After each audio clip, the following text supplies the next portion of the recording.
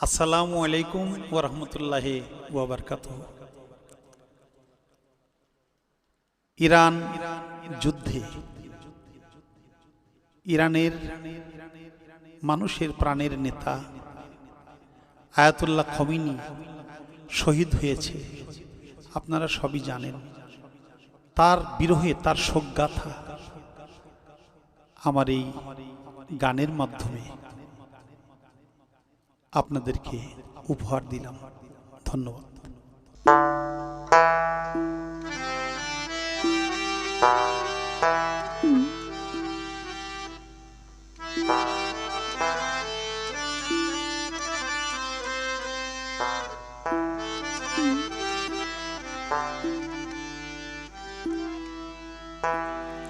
Khamenei Khamenei